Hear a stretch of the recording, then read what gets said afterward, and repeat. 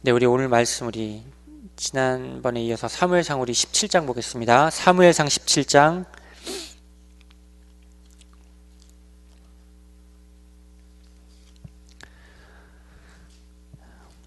페이지 437페이지 우리 사무엘상 17장 28절부터 40절까지 읽겠습니다.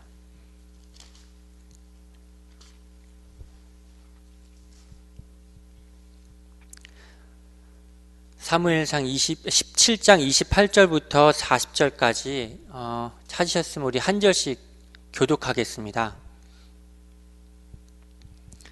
제가 28절 읽겠습니다.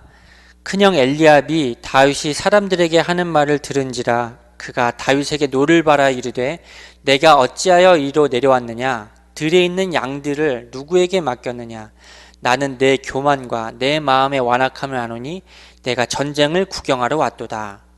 다윗이 이르되 내가 무엇을 하였나이까?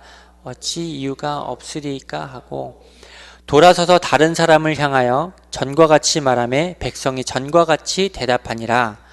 어떤 사람이 다윗이 한 말을 듣고 그것을 사울에게 전하였으므로 사울이 다윗을 부른지라.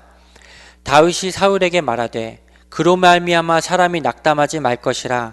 주의 종이 가서 저 블레셋 사람과 싸우리이다 하니 사울이 다윗에게 이르되 내가 가서 저 블레셋 사람과 싸울 수 없으리니 너는 소년이요 그는 어려서부터 용사임이니라. 다윗이 사울에게 말하되 주의 종이 아버지의 양을 지킬 때 사자나 곰이 와서 양떼에게 새끼를 물어가면 내가 따라가서 그것을 치고 그 입에서 새끼를 건져내었고 그것이 일어나 나를 해하고자 하면 내가 그 수염을 잡고 그것을 쳐 죽였나이다. 주의 종이 사자와 곰도 쳤은즉 살아계시는 하나님의 군대를 모욕한 이 할례받지 않은 블레셋 사람이리까 그가 그 짐승의 하나와 같이 되리이다. 또 다윗이 이르되 여호와께서 나를 사자의 발톱과 곰의 발톱에서 건져내셨은즉 나를 이 블레셋 사람의 손에서도 건져내시리이다. 사울이 다윗에게 이르되 가라 여호와께서 너와 함께 계시기를 원하노라. 이에 사울이 자기 군복을 다윗에게 입히고 노투구를 그의 머리에 씌우고 또 그에게 갑옷을 입히매 다윗이 칼을 군복 위에 차고는 익숙하지 못함으로 시험적으로 걸어보다가 사울에게 말하되 익숙하지 못하니 이것을 입고 가지 못하겠나이다 하고 곧 벗어 같이 읽겠습니다. 손에 막대기를 가지고 시내에서 매끄러운 돌 5을 골라서 자기 목자의 제구 곧 주머니에 넣고 손에 물매를 가지고 블레셋 사람에게로 나아가니라. 아멘. 기도하겠습니다. 하나님, 오늘도 우리를 이 수예배의 자리로 불러주신 하나님의 크고 놀라우신 은혜를 감사드립니다. 우리가 또 오늘 말씀을 또 나눌 때에도 하나님께서 우리에게 또 말씀하시고자 하시는 것이 무엇인지를 각자 깨닫고 발견할 수 있는 시간들로 성령 하나님께서 인도하여 주옵소서. 그 가운데 온전히 우리 안에서 십자가를 지신 그리스도만 드러날 수 있는 시간으로 인도해 주시고 우리의 죽어질 수 없는 우리의 옛사람이 또 십자가에 내어지고 또 넘겨질 수 있는 시간들로 성령 하나님께서 인도하여 주옵소서. 마치는 시간까지 성령 하나님께서 함께해 주실 줄 믿사오며 예수 그리스도 이름으로 기도드립니다. 아멘. 네, 우리 이제 지난번에 이어서 우리 사무엘상 17장 우리도 말씀도 나누고 있습니다. 지난번에도 말씀드렸던 것처럼 이제 사무엘상 17장 이제 두 번째 이제 말씀 나눈 거고 이제 다음 주에도 제가 또 하게 되거든요. 오늘은 오 목사님이 지금 보스턴으로 좀 출타 중이시고 또 말씀 증거하고 계신 가운데 있어서 제가 오늘 또 말씀을 전하게 됐습니다. 그래서 다음 주에도 이어서 마지막 사무엘상 17장의 말씀을 또 전하겠습니다.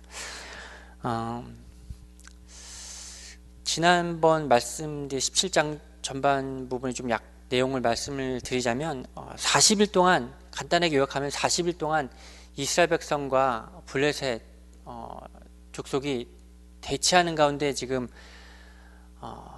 가드 사람 골리앗이 나와서 지금 하나님의 이름을 지금 욕하고 지금 저주하고 그 있는 가운데 지금 대치하고 있습니다. 그 가운데 40일대에 딱 맞춰서 다윗이 아버지의 심부름을 받아서 지금 전장 가운데 도착한 겁니다. 지난번에도 말씀드렸지만 이 40이라는 이 숫자는 연단과 고난, 훈련받는 기간입니다. 특별히 믿는 자에게, 하나님이 자녀에게 있어서의 연단과 고난을 얘기하는 겁니다. 40일 동안에 이 하나님의 이름을 욕되이는 과정 가운데 이스라엘 백성의 이 신앙적인 어떤 자기들만의 어떤 자존심을 다 무너뜨리는 과정 가운데 이 40일 가운데 있었어요. 이 40일의 훈련의 연단까지도 우리가 하나님이 하시는 일로 발견되지 못하면 그냥 이렇게 40일의 시간은 그냥 가버리게 되는 겁니다. 하나님이 하신 일과 상관없이. 오늘 우리가 찬송가 불렀던 것처럼 우리가 갑옷을 입고 나갈지라도 우리 대장 예수가 우리 앞에 나가시지 않으면 아무리 우리가 좋은 것을 입고 나가려고 하더라도 우리가 이길 수 없습니다. 왜? 이것은 영적인 싸움이고 전쟁이기 때문에. 세상에서는 뭐 방법으로나 능력으로나 할 수 있는 수준은 있어요. 근데 그것도 어느 순간이 지나면 다 한계가 오고 다 그것이 내 한계에 부딪히는 순간이 더 옵니다. 그 가운데서 이제 다윗이 지금 오늘 읽었던 것처럼 전쟁 가운데 하나님께서 어떻게 지금 이끌어 가시는 것을 또 보고 그 가운데 어떻게 하면 이 사울이 이 전쟁을 통해서 주어지는 것이 무엇인지 이런 걸 다 물어보고 그것을 나눌 때 제일 먼저 나타나서 그것을 보고 책망한 사람이 엘리압 자기 제일 큰형이에요. 그냥 성경 구절에도 그 말씀이 있잖아요. 내 집 식구가 원수라고. 참 그게 보면은 가장 묶여 있는 만큼 가장 가까이서 보기 쉽지 않은 관계가 가족입니다. 네. 다윗이 막내 동생이 8번째 막내 동생이고 엘리압은 제일 큰형이거든요. 그 첫째, 둘째, 셋째 이 셋째 산막까지 해서 전쟁에 나가고 나머지는 다 못 갔는데 막내인 이 다윗이 양을 치는 제일 보잘것없는 그 일을 맡아서 했어요. 제일 어린데도. 제가 이 앞장에 보면 16장인가 15장에 보면은 사무엘이 와서 다윗에게 기름 부으려고 할 때 이 엘리압과 그리고 그 둘째 형 또 셋째 형이 이렇게 그 모습을 보면서 다윗에게 기름 부었을 때 이 나머지 형들의 모습의 마음은 어땠을까라는 생각을 좀 해봤어요. 사무엘에 봤을 때 제일 첫째 형이 딱 그 기름 부음을 받는 그 지나가는 모습 봤을 때, 야, 보기에도 키도 크고 얼굴도 잘생기고 딱 이스라엘을 다스릴 왕감이구나 생각했는데 하나님은 그 마음 가운데 딱 제동을 걸으셨어요. 아니다. 나 요한은 사람을 외모로 보는 것이 아니라 마음의 중심을 보느니라 그랬습니다. 그 자기가 생각해도 제일 낫다고 생각하는 이 형이 제일 보잘것없다고 생각하는 막내 동생이 사무엘에게 기름 부음 받고 왕으로서 이 기름 부음 받는 것을 보고 어땠을까? 저는 지금 오늘 28절 시작된 이 구절을 보면서 그 영적인 상태에 고스란히 들어가는 걸 좀 봤어요. 아니 전장에 와서 지금 형을 격려하고 아버지 심부름을 가지고 통해서 치즈를 가져오고 먹을 것을 가져와서 형을 격려하고 형들이 어떻게 지금 있는 것을 확인하러 온 다윗을 형이 오히려 와서 책망하는 거예요. 너의 교만함과 완악함과 또 뭐라 그랬죠? 이 두 가지에 대해서 교만과 내 완악함을 아노니 내가 전쟁을 구경하러 왔노라 그랬어요. 이게 어떻게 형의 입에서 나올 수 있는 말일까 생각이 들었습니다. 드러나는 거예요. 그것을 은혜로서 본 게 아니라 경쟁 가운데 보기 시작한 겁니다. 동생이지만 하나님께 기름 부음 받은 것을 인정하는 것이 아니라 형으로서 시기와 질투의 마음을 갖고 이미 있는 거예요.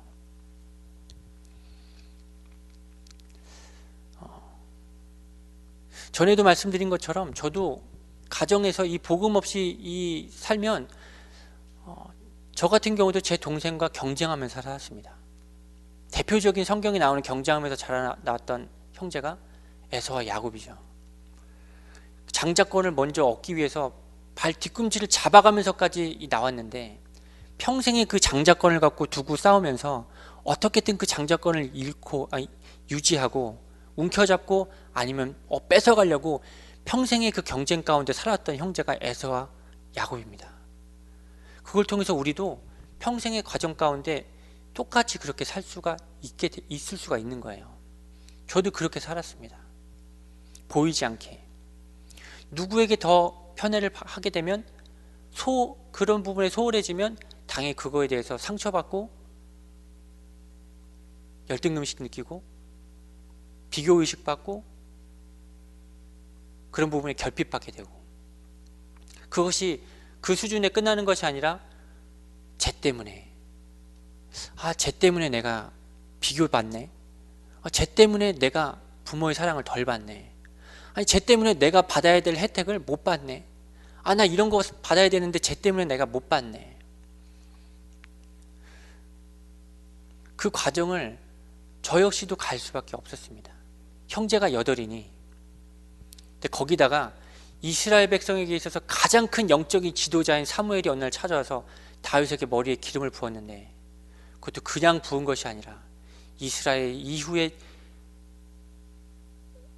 사울 이후에 왕으로서 세울 기름 부은 자로 세웠는데, 자기가 될 줄 알았는데 막내 동생이 다윗이 되었으니 그걸 시기 질투가 안 할 수가 있겠습니까? 근데 그게 하나님이 하시는 일이에요. 그걸 통해서 내가 어떻게 살아왔는지를 하나님께서 드러내주시는 거예요. 우린 그걸 잘 봐야 됩니다. 엘리야베 같은 마음이 내 안에도 늘 있는 거예요. 겉으로 나타날 때는 몰라요. 그런 내가 건드려질 수 있는 상황이 딱 나타났을 때 그것이 그렇게 뒤집어지고 나오는 겁니다. 여기서 다윗이 고백했던 것처럼 하나님은 그냥 다윗을 보내신 것이 아니에요. 아니 가장 나이도 어린 애가 와서 하나님의 군대를 모욕한 이 할례받지 않은 블레셋 사람이니까 하면서 그가 그 짐승의 하나와 같이 되리이다, 이 말의 고백이 단지 이 순간에만 은혜 받아서 된 고백이 아닙니다. 34절에 볼까요? 34절에 보면 다윗이 사울에게 말하되 주의 종이 아버지의 양을 지킬 때 사자나 곰이 와서 양떼에서 새끼를 물어가면 내가 따라가서 그것을 치고 그 입에서 새끼를 건져내었고 그것이 일어나 나를 해하고자 하면 내가 그 수염을 잡고 그것을 쳐 죽였나이다 그랬습니다.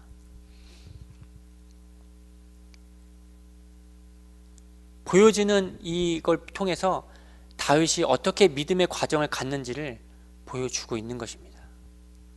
어떻게? 하나님이 함께 계신 것을 보여주고 나타나는 싸움을 통해 그 뒤에서 역사하신 하나님을 보면서 살았던 거예요.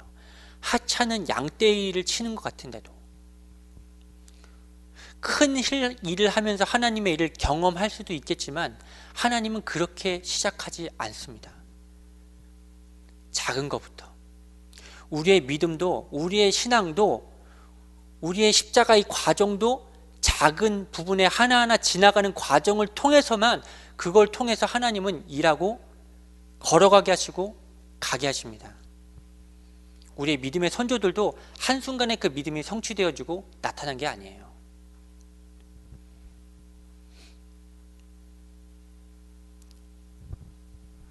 젖먹이의 수준에 있으면 젖먹이 수준에서 계속해서 단단한 식물을 먹고 음식을 먹는 과정을 나가는 겁니다.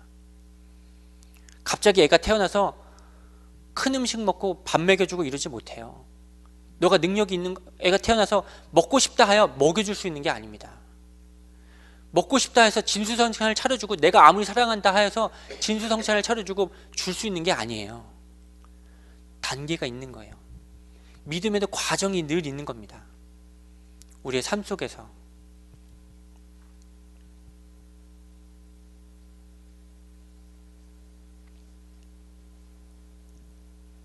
아무리 내가 먹고 싶다 하더라도 그것이 준비되지 않으면 하나님 절대 일하지 않으세요. 다윗이 준비되어지는 과정이 있었기 때문에 하나님이 지금 이 전장에 보내시고 이스라엘 백성들의 영적인 상태를 드러내시고 그 대표인 사울의 영적인 상태도 드러내시고, 이스라엘 백성들이 그 어느 하나도 내 자신을 십자가에 내어놓을 수 있는 지금 믿음의 상태가 아무도 없는 거예요.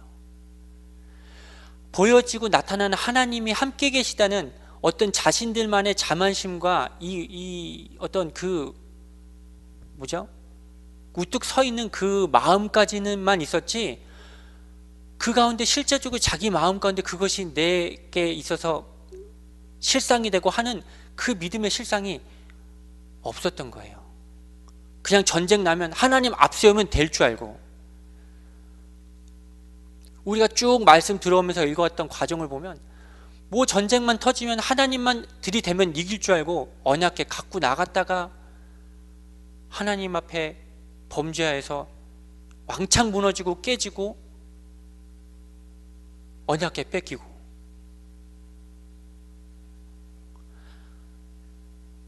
사울이 전쟁하기 위해서 모여서 제사 드릴 때까지 기다려야 되는데 그걸 기다리지 못해서 자기가 제사 드렸다가 하나님 앞에 버림받는 책망을 받게 되고,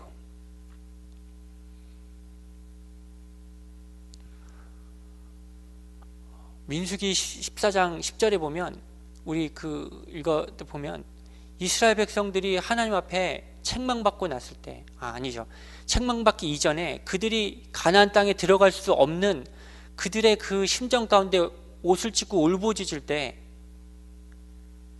갈렙이 그 사람들 앞에서 옷을 찢고, 아닙니다, 이 땅은 하나님께서 우리에게 주신 우리에게 주셨고 우리의 밥입니다, 우리의 음식입니다 할 때 이스라엘 백성들이 다 돌을 들어서 죽이려고 그랬어요. 생명에 내어들 때 하나님은 그 가운데서 내가 죽어지는 과정을 가야지만이 하나님이 역사하시는 것을 나타내기 위해서 그 과정을 보여주신 거거든요. 말씀드렸지만 갈렙도 그냥 그게 되어진 게 아니에요. 자기의 생명을 던질 수밖에 없고 말할 수밖에 없는 것을 말할 수밖에 없는 것 뿐인데 생명을 걸 수밖에 없었, 그 상황에서 돌로 쳐 죽이려고 할 때 그때 하나님의 영광이 그때 회막 가운데 확 임했습니다. 지금 여기도 마찬가지예요. 우리 삶 속에서도 하나님은 그때를 기다리고 계신 거예요.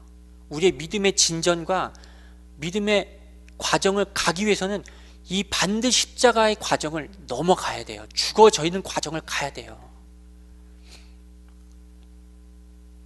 근데 그게 십자가에 죽는 과정이 무엇인지 잘 모르니까 그래서 참 그게 쉽지 않은 거죠.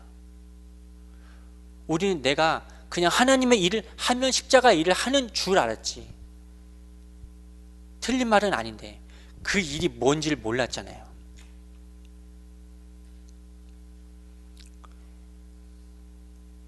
이스라엘 백성들이 예수님께서 오병이의 기적 이후에 예수님을 잡아다가 임금 삼으려고 했을 때 이스라엘 백성들이 어찌하여 하나님 일을 하는 것입니까? 라고 물어봤더니 예수님께서 하나님이 보내신 자를 믿는 일을 하는 자야 하나님 일을 하는 거다 라고 말씀하셨습니다.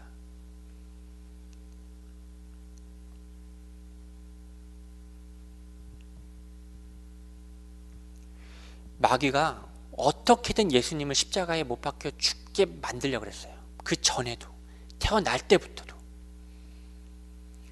예수님이 나타나면 무슨 일이 일어날 줄 알았는데 그래서 예수님을 어떻게든 잡아 죽이려고 마귀가 그렇게 발버둥 쳤는데 마귀가 모른 것이 딱 하나 있었어요.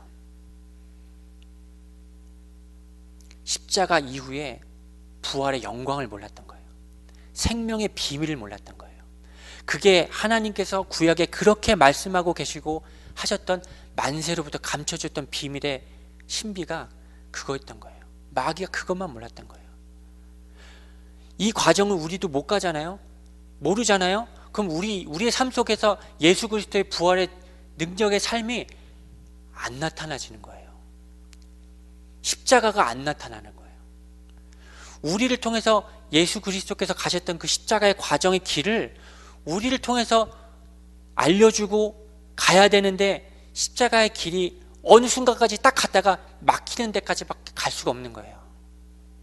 그러니까 십자가의 고난에 동참하라는 말이 얼마나 부담될 수밖에 없는 거예요.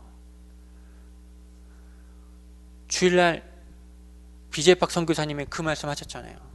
예수 믿으면 축복도 받고 뭐 이렇게 잘 된다 얘기하면 그렇게 좋아하다가 우리가 예수 그리스도의 십자가의 고난에 동참해야 된다는 그 말씀 딱 던지면 다 그냥 시무룩해졌다고.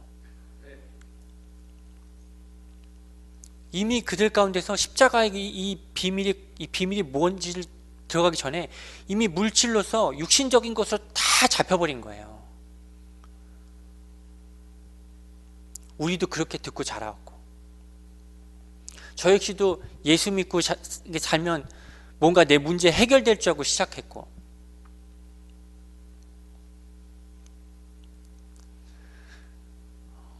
처음에 제가 이전 단체에 있을 때 제 동생이 저한테 뭔 얘기했냐면, 제 동생이 얘기했는지, 제 동생이 사촌 누나한테 들었던 얘기를 저한테 뭐라고 얘기했냐면, 형, 가난하게 사는 게 저준 거 알아? 그 얘기 저 딱 해주는데, 그 한마디에 제가 지나왔던 우리의 이 어릴 때 쭉 삶을 돌이켜보면서 그 말이 너무 맞는 거예요. 그때까지도 예수를 안 믿고 있었으니까 제대로. 그러니까 예수를 안 믿어서 우리가 이렇게 뭐 없이 못 먹고 산 건 아니지만 뭔가 되지 않고 그냥 늘 이렇게 뭔가 전전긍긍하면서 이렇게 살 수밖에 없는 게 그런 거인가 보구나. 그 말에 저도 진짜 공감이 되더라고요.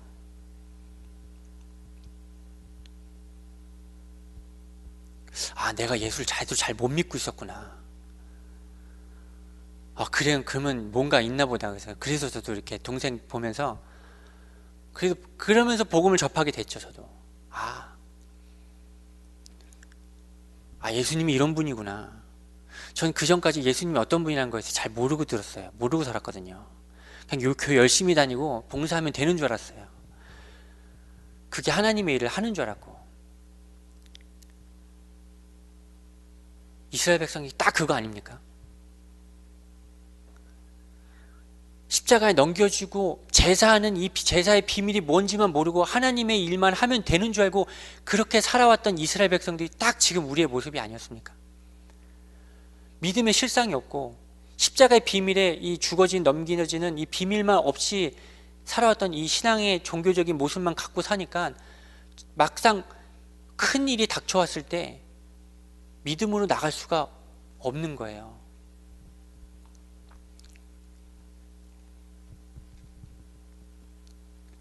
골리앗을 통해서 우리가 할 수 없는 이 거대한 장벽, 골리앗이라는 것을 딱 우리에게 드러내 주시면서 우리의 신앙적인 상태와 종교적인 상태의 껍데기가 얼마나 그만큼 그것이 아니면 깨질 수 없다는 것을 지금 골리앗을 통해서 보여주고 있는 겁니다. 40일 동안 하나님의 이름이 저주를 받을 수밖에 없는 것을 멍하니 멀찌감치 보며 있을 수밖에 없는 데까지 갈 때까지.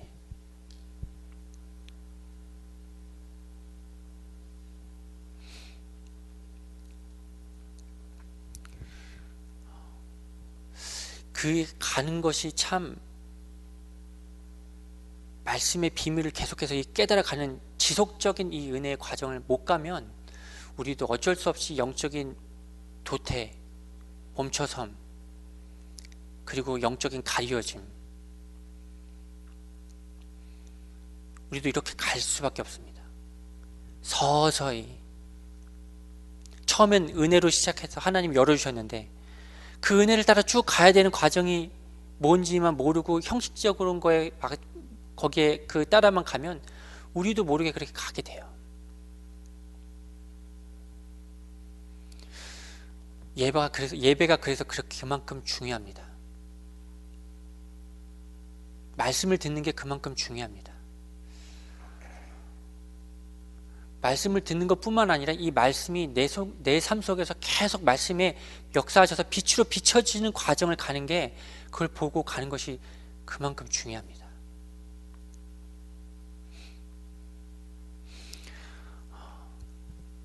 제가 학교에서 지금 수업 듣는 것 중에 교회 성장학을 배우고 있는데요. 8가지 교회가 자연적으로 성장할 수 있는 요건들을 이렇게 가르쳐 주면서 그 중에 하나가 이제 그 중에서 배운 것 중에서 이제 그룹 토의를 이렇게 하면서 그동안 배웠던 것 중에서 무엇이 가장 중요하다고 생각하는지를 좀 뭐 외우지 않아 그냥 들었을 때 기억나는 걸 좀 나눴으면 좋겠다고 해서 그룹 토의를 좀 했었어요. 8가지가 있거든요. 첫 번째가 뭐냐면 사역자를 세우는 지도력 이런 게 있고 뭐 여러 가지 다 있어요. 은사중심적 이런 거 있고 뭐 다 있는데 그 중에 하나가 뭐냐면 저는 뭘 얘기하냐면 저는 영감 있는 예배라고 말씀드렸어요. 저는 이게 가장 제가 중요하다고 생각한 그 중에 하나 고르라고 하면 영감 있는 예배라고 이렇게 얘기를 하면서 얘기를 나눴어요. 그만큼 저도 예배가 얼마나 중요하고 하나님께서 역사하시고 우리가 그 하나님의 살아계시고 임재하심을 느끼는 예배가 그만큼 중요하다고 생각했기 때문에 저는 그 얘기를 나눴거든요. 예배는 하나님께 우리가 나아가는 가장 복된 날이면서도 축제입니다. 축제. 근데 제가 참 우리 교회가 그 부분에서 좀 점점 그게 좀 안타까운 것 같더라고요. 저를 포함해서 너무 예배가 너무 무미건조하다는 생각이 좀 들었어요. 우리가 너무 많이 죽었나? 너무 많이 죽어져서 그런가? 근데 그것뿐만이 아니라 우리의 어떤 그 은혜 받은 것조차도 그냥 다 그거와 함께 그냥 우리가 다 내려놨다는 생각이 좀 많이 들었어요. 저도 그런 거 수업을 들을 때마다 많은 생각을 하게 되고 많은 묵상을 또 하게 됩니다. 지금 우리 교회는 그거에 빗대어서 우리 교회는 그거에 비하면 잘 되고 있는 건가? 그 기준으로 봤을 때 우리 교회는 잘 되고 있는 교회가 아니에요. 그 수업을 강의하시는 교수님도 자기 교회를 이것에 기준으로 했을 때 이 설문조사를 해서 이 퍼센테이지를 딱 대보니까 본인이 지금 사역하고 있는 교회도 그 기준에 못 미친다는 얘기를 하시더라고요. 어느 점수가 65점 이상이 나오면 자연적으로 그렇게 된대요. 근데 본인의 교회는 50점밖에 안 나왔, 자기 교회도 50점밖에 안 나왔대. 그러니까 부지런히 뭔가를 그걸 끌어올려야 되는 걸 이제 뭐 이렇게 해야 된다 그런 얘기를 하시더라고요. 이스라엘 백성들이 광야에서 그리고 가나안 땅에 들어와서 한 것이라고는 딱 한 가지밖에 없습니다. 하나님 앞에 예배 드린 거 하나밖에 없어요. 예배 하나만 제대로 우리가 되면 나머지는 그걸 통해서 필요한 만큼 뿌리 내려지게 됩니다.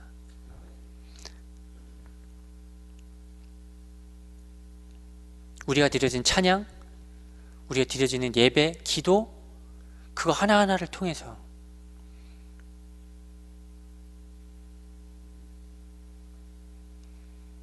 하나님이 하시는 은혜를 따라 그것만 발견해 나가시면 됩니다.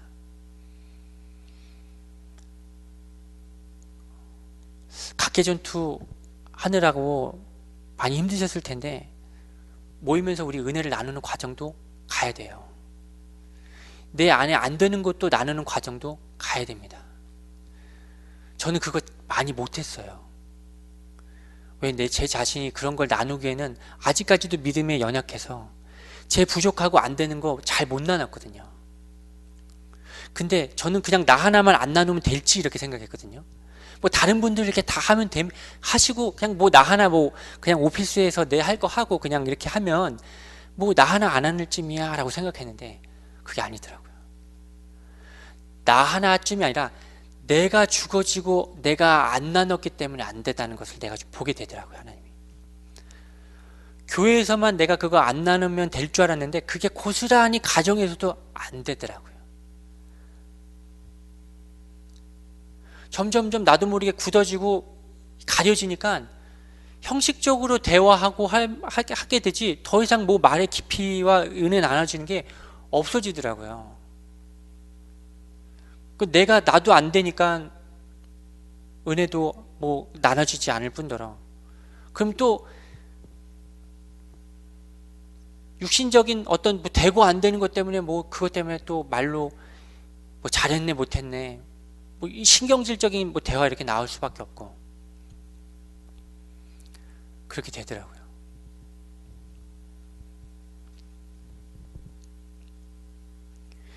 계속 십자가에 넘겨지는 과정을 지금 하나님께서는 구약에서도 특별히 오늘 우리가 읽고 있는 이 사무엘상을 통해서도 17장 이 안에서도 보면서도 한 알의 미랄이 떨어져서 썩어져서 땅에 썩어지면 그 많은 열매를 맺을 텐데 그대로 다 살아서 나 하나만 멀쩡히 그냥 있으면 될 줄 알았는데 아니 계속 썩어지는 과정을 가야 되는데 내 옛사람이 누군가를 통해서 말씀을 통해서 내 감춰주고 드러내고 싶지 않았던 걸 하나님께서 드러내주면 그걸 통해서 아멘 하면서 나가야 되는데 그게 부끄러운 게 아니거든요. 근데 우리는 그걸 통해서 부끄럽게 생각하잖아요. 그만큼 우리가 이 골리앗과 같은 큰 기준, 세상의 기준에 잘 길들여져서 그래요. 교회에서 우리가 그렇게 말씀을 못 들어오고 대화도 그렇게 나눠보지 못했고 그리고 교제도 그렇게 잘 나눠지지 못했기 때문에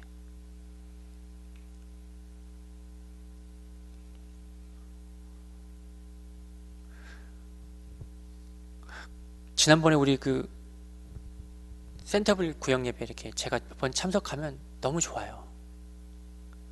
저는 뭐 이렇게 불러주셔서 제가 가지만 가면 그래도 무언가 하나님의 은혜를 나누고 음식을 나누면서 그것을 이렇게 조금이라도 이렇게 나누려고 하는 이 과정들의 모습을 보면서 참 감사하더라고요. 근데 진짜 중요한 건 뭐냐 보니까 구역장이 먼저 죽어지는 과정을 가지 않으면 그게 안 되더라고. 제가 누굴 칭찬하려고 하는 건 아니지만 우리 천수 집사님 보면 겉으로 봤을 땐 되게 그냥 이렇게 막 그 가벼워 보이는 것 같은데도 말씀을 나누고 이렇게 하시는 거 보면 정말 하나님을 사랑하는 마음의 중심이 있으시더라고요. 어떻게든 이렇게 은혜를 찾아가고자 하시는 마음의 중심이 있으시더라고요. 그것이 성도분들에게 구역원들에게 그렇게 전해지니까 구역원들 한 분 한 분이 그 말씀 구역 예배 참석하고 하는 거에 있어서 그게 막 느껴지더라고요. 제가 그래서 그걸 볼 때마다 참 보람을 많이 느낍니다. 감사하고 이게 갈만하구나.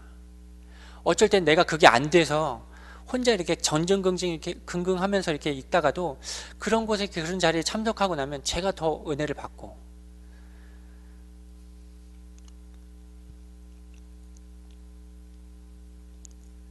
그런 이렇게 나눠질 때 내 것이 누군가에 나눠지고 드러내지면 그걸 통해서 우리가 그 믿음의 과정을 또 가게 되고 하나님께도 드러내는 것도 중요하지만 우리가 이것을 나눌 수 있는 사람에게 드러내는 것도 정말 중요합니다. 하나님은 아세요. 내 옛사람이 어떤 걸 좋아하고 내가 어떤 믿음의 상태에 있는지를 너무나 잘 아세요. 근데 그게 하나님에게만 나누는 것으로 멈춰지잖아요. 근데 그러고 나면 반드시 그 이후에 똑같은 과정을 또 가는 일이 벌어지더라고요. 그래서 나누는 게 중요해요. 누군가를 나눌 수 있는 믿음의 사람들, 동역자들, 사람에게도 나누잖아요. 그러면 그걸 통해서 내가 그것이 더 나에게 빛이 비춰져요. 나뿐만이 아니라 듣는 자에게도, 나누는 자에게도. 그 순간은 내가 이걸 나누는 거에 대해서 두려움과 이겠지만 그 두려움을 그것으로 던져내면 그걸 내 짐이 아닌 하나님께로 그리고 듣는 자에게도 던져지고 나눠지지만 듣는 자도 그걸 통해서 나의 상태도 같이 드러낼 수 있고 나눠질 수 있거든요. 제가 그걸 못해갖고 많이 과정을 갔더라고요. 나는 하나님께만 내 십자가의 과정으로 이렇게 가면서 그냥 그냥 이렇게 깨달아지고 그냥 되면 될 줄 알았는데 아니 이 물이 나가야 되는데 물이 제 수준에서 막히니까 내가 점점 썩어 들어가더라고요. 썩어 들어가니까 내 옛사람의 그 옛체질이 그대로 또 나오더라고요. 그럼 또 그 썩은 물이 계속 돌면서 그게 계속해서 반복되고, 그럼 옛사람이 점점 살아나면 그동안 죽어있는 줄 알았던 그것이 또 다시 다 살아나서 하나님의 은혜 앞에 나가는데 다 가리워지고,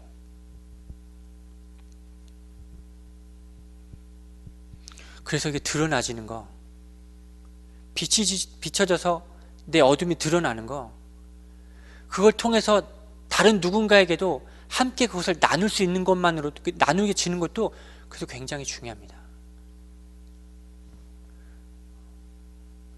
그래서 기회가 되시거나 시간이 되면 그걸 나눌 수 있는 사람들과 연락하셔서, 성도와 연락하셔서 나누면 되게 좋고, 저는 보니까 그걸 나눌 수 있는 사람이 제 스스로 많이 그걸 제한을 많이 해버려갖고, 어느 날 순간 보니까 저밖에 없더라고. 저밖에, 와이프하고 저밖에. 그러니까 와이프하고 얘기하는 것도 어느 수준에 이게 있으면 뭐 하긴 유익한데, 어쩔 때는 다른 사람에게도 나누고 싶어 할 때가 있는데 그거 못할 때가 너무 많아요. 저도 너무 그걸 너무 많이 가려워갖고. 그래서 제가 그러면 저도 모르게 외로움을 느껴요. 그걸 나누고 싶어도 나누지 못할 때.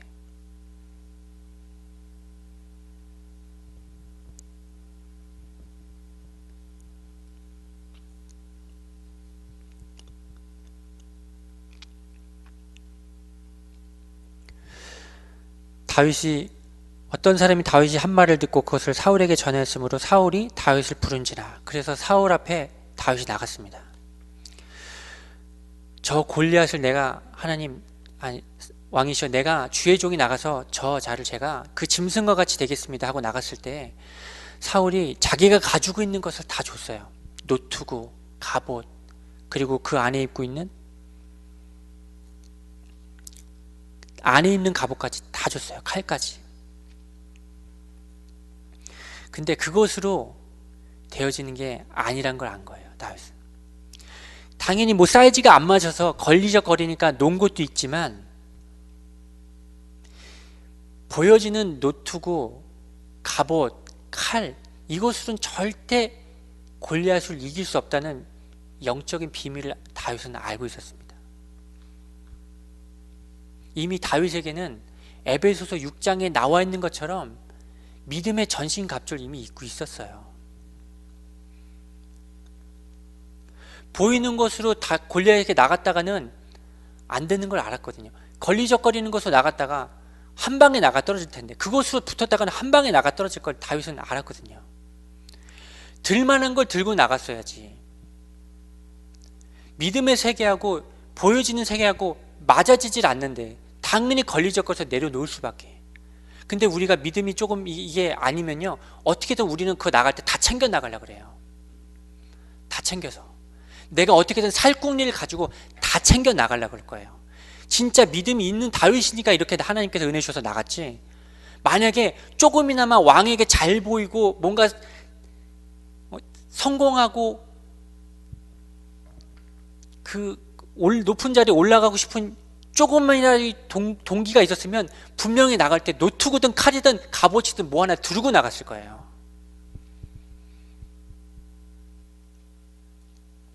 우리 죽어질 때 반드시 이거 다 내려놓고 나가야 돼요. 하나님께서 보이지 않게 이미 역사하신 것을 보면서 나갈 수 있는 눈이 열려져야 돼요. 그래야 하나님께서 함께 계신다는 걸 실상으로 보여주기 때문에.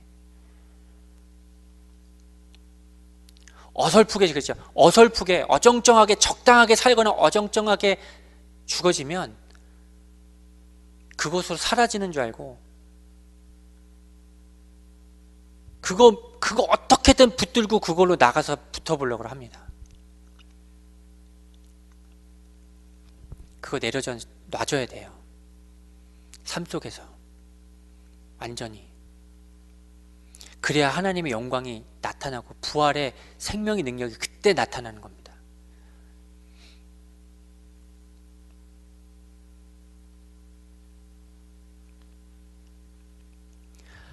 한 가지만 말씀드리고 오늘 말씀 마치겠습니다.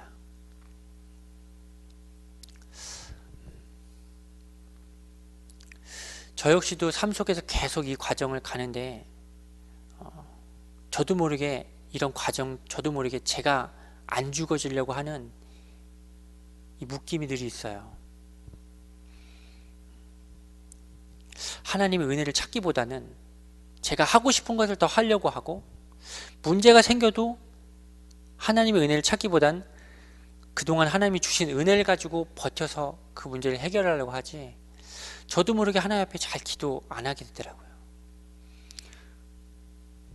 그동안 하나님이 나에게 은혜 주신 게 있으니까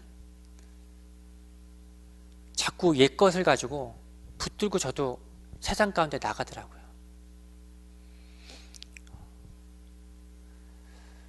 날마다 새 은혜를 받아서 새 술을 내 안에 담아야 되는데, 이전에 술 갖고 자꾸 그걸로 즐거워하려고 하고 버티려고 하고,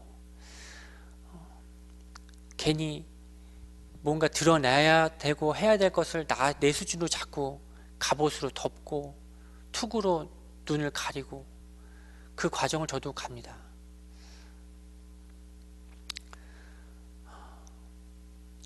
말씀도 잘 안 들리고, 말씀도 듣기 싫어하고, 말씀은 계속 써져 나오는데 틈만 나면 저도 모르게 딴짓하고, 왜 그러겠어요? 순간순간마다 하나님께서 가게 하시는 믿음의 과정을 저도 놓치고 있다는 거죠. 안 가고 있으면 저도 그렇게 돼요. 여러분들도 여러분이 그 순간순간 나의 모습을 통해서 나는 지금 어느 길 가운데 있는지 보시면서, 내가 지금 믿음의 가운데 가고 있는지, 아니면 나도 모르게 계속해서 내 옛사람을 자꾸 탐닉하고 있는지. 죄의 특성은 자꾸 옛사람을 탐닉하는 겁니다. 하나님의 말씀만 못 듣게 하고 나아가지 못하게 해요. 부활로만 못 나가게 해요. 십자가에 죽어지는 비밀만 못 깨닫게 자꾸 마귀는 막습니다. 그거 딱 하나. 그거 하나만 막으면 다 되는 거거든요. 겉으로 나타나는 건 다 달라 보일지 몰라도 마귀가 딱 하고 워낙 속이고 우리에게 가리우는 건 딱 하나입니다. 죽고 부활하는 이 십자가의 비밀만 못 가게, 계속 두려워 떨게끔만 만들고, 문제가 생기면 생기는 것으로 잡히게 만들고, 그것으로 적당한 문제로, 적당한 것으로, 내 수준에 적당한 것으로 해결하게끔 자꾸 내 힘으로 살게 하게 하고,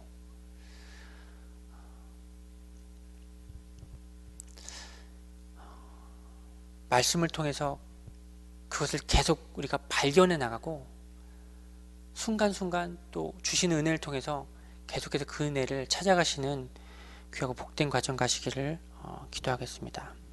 기도하겠습니다. 하나님, 다윗을 통해서 하나님께서는 우리가 다윗과 같이 될 수도 있지만, 하나님 또 때로는 우리가 믿음이 없을 때, 말씀이 비춰질 때 우리가 그 앞에 자복하고 회개하며 내 영적인 상태를 하나님께 그대로 내어드리기보다는, 오히려 하나님의 말씀이 비춰지면 우린 나도 모르게 내 옛사람의 뒤로 자꾸 숨으려고 하고 핑계를 대려 하고 내 자신을 변호하려고 하는 우리의 모습들이 있습니다. 우리가 어쩔 때는 엘리압과 같이 나를 하나님 앞에 내어놓게 하는 자를 오히려 더 정죄하고 더 불평하고 정죄하고, 그럴 때가 너무나 많음을 하나님 봅니다. 그때마다 하나님, 그동안 우리에게 또 계속해서 은혜를 주셨던 것처럼 우리의 말씀의 빛을 우리에게 비춰주셔서 우리가 엘리압과 같은 자임을 하나님 보게 하시고, 우리가 사울과 같은 자임을 하나님 보게 하시고, 또한 그 외에 우리가 어쩔 수 없이 죽기를 두려워하여 잡혀있는 자임이 하나님 우리 삶 속에서 발견되게 하시고 보게 하여 주옵소서. 계속해서 이 믿음의 이 과정을 가는 것이 쉽지 않습니다. 하지만 하나님께서 우리에게 그때마다 갈 수 있는 믿음을 주시고 은혜를 주셔서 사라지는 삶이 있고 되어지는 이 믿음 신앙생활이 있음을 하나님 보게 하셔서 계속해서 이 과정을 갈 수 있도록 하나님 은혜를 허락하여 주옵소서. 돌아가는 발걸음 가운데 하나님께서 또한 무사히 인도하여 주시옵소서. 예수 그리스도 이름으로 기도드립니다. 아멘.